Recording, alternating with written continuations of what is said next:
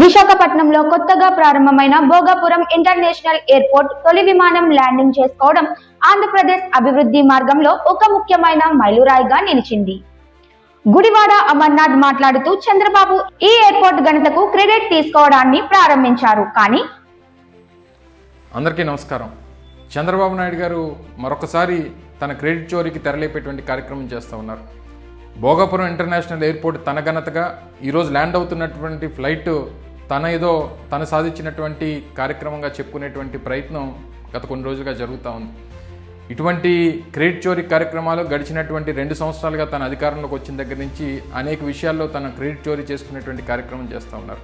అసలు ఘనత వైఎస్ జగన్ గారికి చెందినదని స్పష్టం చేశారు. అనుమతుల నుంచి నిర్మాణం వరకు అన్ని దశలను జాగ్రత్తగా పర్యవేక్షిస్తూ జిఎంఆర్ గ్రూపులకు కట్టుబడి డెడ్ లైన్ ఇచ్చి పనులు వేగవంతం చేయించారని పేర్కొన్నారు. కేవలం టెంకాయలు కొట్టేటువంటి కార్యక్రమం ఎన్నికల ముందు సాధించినటువంటి ఘనతగా చెప్పుకునేటువంటి చంద్రబాబు నాయుడు గారు మరొకసారి ఈ క్రెడిట్ చోరీకి ముందడుగు వేశారు. కేవలం 2700 ఎకరాలు ఏదైతే భూసేకరణ చేయాల్సినటువంటి పరిస్థితిలో కనీసం 10% కూడా భూసేకరణ చేయకుండా తన ఘనతగా చెప్పుకోవాలనేటువంటి ప్రయత్నం చంద్రబాబు నాయుడు గారు చేస్తూ ఉన్నారు. 2019లో వైఎస్ జగన్మోహన్ రెడ్డి గారు ముఖ్యమంత్రి అయిన దగ్గర నుంచి దాదాపు 2700 ఎకరాలు ఈ ఎయిర్పోర్టు నిర్మాణంలో అత్యంత కృషి చేసిన జిఎంఆర్ గ్రూప్ కు గుడివాడ అమర్నాథ్ హృదయపూర్వక అభినందనలు తెలిపారు. పాలనా కాలంలో వేగవంతమైన అనుమతులు, భూముల పునరావాసం, భూసేకరణ కోసం సుమారు 960 కోట్ల రూపాయలు ఖర్చు చేయడం ద్వారా ప్రాజెక్టుకు బలమైన పునాది వేసినదని ఆయన గుర్తు చేశారు. ప్రాజెక్టులో ప్రధాన పనులలో గణనీయమైన భాగం అప్పటిదాకా పూర్తయి ఈ కీలక మైలురాయిని చేరుకోవడానికి ముఖ్య కారణమైందని చెప్పారు.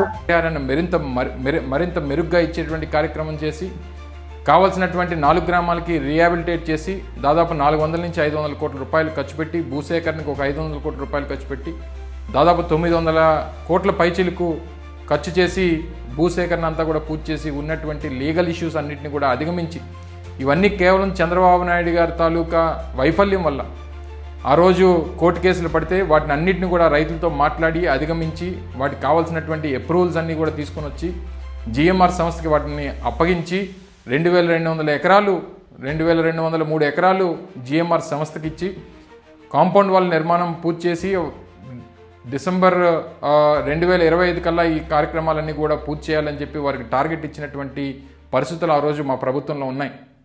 అలాగే విశాఖపట్నం పోర్టును భోగాపురం ఎయిర్పోర్ట్ తో అనుసంధానించే బైపాస్ జాతీయ రహదారి ప్రాజెక్టుకు 2023 మార్చిలో ఆమోదం ఇచ్చిన శ్రీ నితిన్ గడ్కరీ గారి కృషి సహకారం కూడా గుర్తుంచుకోవదగిందని గుడివాడ అమర్నాథ్ తెలిపారు. కేవలం వైఎస్ జగన్మోహన్ రెడ్డి గారి కృషితో మే 3, 2023 తారీఖున ఆ కార్యక్రమానికి శంకుస్థాపన చేసి వారికి డెడ్ లైన్ ఇచ్చి కేవలం 30 మాసాల్లో దీన్ని పూర్తి చేయాలన్నటువంటి ఒక టార్గెట్ని ఆ రోజు జగన్మోహన్ రెడ్డి గారు జిఎంఆర్ సంస్థకి ఇవ్వడం జరిగింది.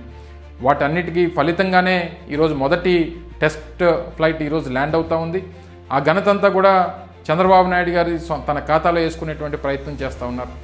ఎన్నికల ముందు కేవలం రాజకీయ అవసరాల కోసం, ముఖ్యంగా ప్రజల్ని మభ్యపెట్టడం కోసం ప్రతి ప్రాజెక్టుకి కూడా టెంకాయ కొట్టి ఆయన ఏదో క్రెడిట్ చోరీ చేయాలనేటువంటి ప్రయత్నం చేస్తూ ఉన్నారు.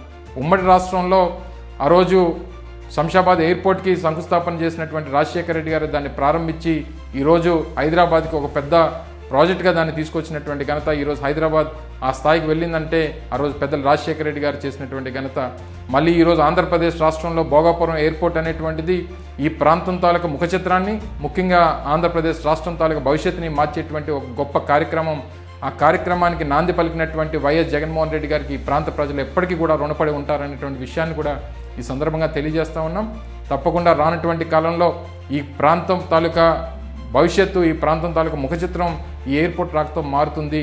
ఆ ఘనతంతా కేవలం వైఎస్ జగన్మోహన్ రెడ్డి గారికి దక్కుతుంది అనేటువంటి విషయాన్ని ప్రజలందరూ కూడా గమనించాలి. దానికి కావాల్సినటువంటి కృషి కూడా కేవలం జగన్మోహన్ రెడ్డి గారు చేశారనేటువంటి విషయాన్ని ప్రజలందరూ కూడా గమనించాలని, ఇప్పటికే పబ్లిసిటీ మార్కెటింగ్తో ఆయన రెచ్చిపోతున్నటువంటి చంద్రబాబు నాయుడు గారి తాలూకా ఆ పబ్లిసిటీ స్టంట్స్ని ప్రజలు తెలుసుకోవాలన్నటువంటి విషయాన్ని కూడా ఈ సందర్భంగా మరొకసారి మీ ద్వారా ప్రజలందరినీ కూడా కోరుకుంటూ సెలవు తీసుకుంటున్నా. Thank you.